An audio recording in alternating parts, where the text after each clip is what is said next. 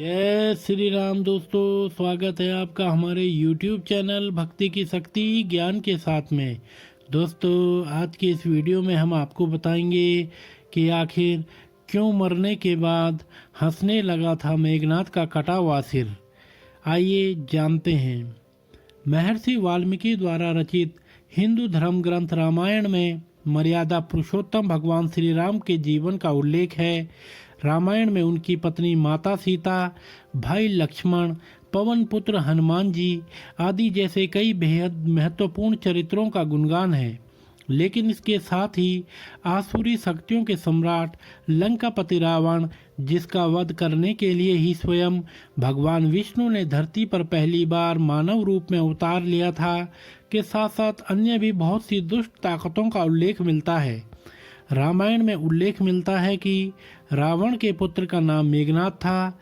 उसका एक नाम इंद्रजीत भी था। दोनों नाम उसकी बहादुरी के लिए दिए गए थे। इंद्र पर जीत हासिल करने के उपरांत मेघनाथ इंद्रजीत कहलाया और मेघनाथ का नाम मेघनाथ मेघों की आड़ में युद्ध करने के कारण पड़ा। रावण का पुत्र मेघनाथ एक ऐसी दुष्ट शक्ति था जिसका वध भगवान राम के भ्राता लक्ष्मण के हाथों हुआ था।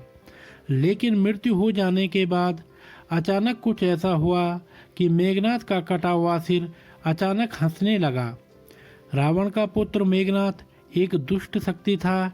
जब रावण द्वारा मेघनाथ को श्री राम और लक्ष्मण को मारने भेजा तो युद्ध के दौरान उसके बहुत सारे प्रयत्न विफल रहे और इसी युद्ध में लक्ष्मण जी ने अपने घातक बाणों से मेघनाथ का धड़ उसके सिर से अलग कर उसे मार गिराया था। उसका सिर श्री राम के आगे रखा गया। उसे वानर और रिच्छ देखने लगे। तब श्री राम ने कहा, इसके सिर को संभाल कर रखो। दरअसल श्री राम मेघनाथ की मृत्यु की सूचना मेघनाथ की पत्नी सुलोचना को देना चाहते थे। उन्होंने मेघनाथ की एक भुजा को बाण के द्वारा मेघनाथ के महल में पहुंचा दिया।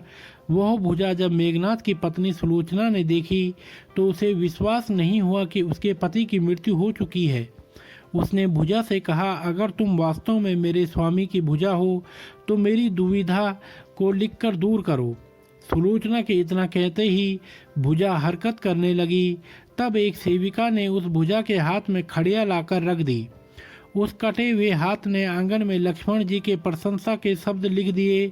अब सुलोचना को विश्वास हो गया कि युद्ध में उसका पति मारा गया है। सुलोचना इस समाचार को सुनकर रोने लगी। फिर वह रथ में बैठकर रावण से मिलने चल पड़ी। रावण को सुलोचना ने मेघनाथ का कटा हुआ हाथ दिखाकर अपने पति का सिर मांगा। सुलोचना रावण से बोली कि अब मैं एक पल भी जीवित नहीं रहना चाहती। मैं अपने पति के साथ ही सती होना चाहती हूँ। तब रावण ने कहा, पुत्री 4 घड़ी प्रतीक्षा करो। मैं मेघनाथ का सिर शत्रु के सिर के साथ लेकर आता हूँ। लेकिन सुलोचना को रावण की बात पर विश्वास नहीं हुआ। तब सुलोचना मंदोदरी के पास गई। तब मंदोदरी ने कहा, तुम श्री राम के पास जाओ, वह बहुत कृपालु और दयालु हैं। सुलोचना जब श्री राम के पास पहुंची तो विभीषण ने उसका परिचय करवाया। सुलोचना ने श्री राम से कहा, हे राम, मैं आपकी शरण में आई हूँ। मेरे पति का सिर मुझे लौटा दें ताकि मैं सती हो सकूं। श्री राम सुलोचना की दशा देखकर दुखी हो गए। उन्होंने कहा कि मैं तुम्हारे पति को अभी जीवित कर देता हूँ। इस बीच उसने अपनी आप बीती भी सुनाई। सुलोचना ने कहा कि मैं नहीं चाहती कि मेरे पति जीवित होकर संसार के कष्टों को भोगें। मेरे लिए सौभाग्य की बात है कि मुझे आपके दर्शन हो गए। मेरा जन्म सार्थक हो गया। अब जीवित रहने की मेरी कोई इच्छा नहीं है। श्री राम के कहने पर सुग्रीव मेघनाथ का सिर ले आए। लेकिन उनके मन में यह आशंका थी कि मेघनाथ के कटे हाथ ने लक्ष्मण का गुणगान कैसे किया। सुग्रीव से रहा नहीं गया और उन्होंने कहा, मैं सुलोचना की बात को तभी सच मानूंगा जब यह नरमुंड हंसेगा। सुलोचना के सतीत्व की यह बात बड़ी परीक्षा की थी। उसने कटे हुए सिर से कहा, हे स्वामी, जल्दी हंसिए, वरना आपके हाथ ने जो लिखा है उसे ये सब सत्य नहीं मानेंगे। इतना सुनते ही मेघनाथ का कटा सिर जोर जोर से हंसने लगा।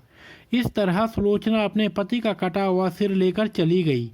तो दोस्तों, अगर आपको यह वीडियो पसंद आया हो तो आप हमारे चैनल को लाइक, कमेंट, शेयर, सब्सक्राइब अवश्य करें और बेल आइकन दबाना न भूलें, जिससे हमारी आने वाली सभी वीडियोस की नोटिफिकेशंस आप तक समय से पहुंचती रहेंगी। तो आप सभी मित्रों का बहुत बहुत धन्यवाद।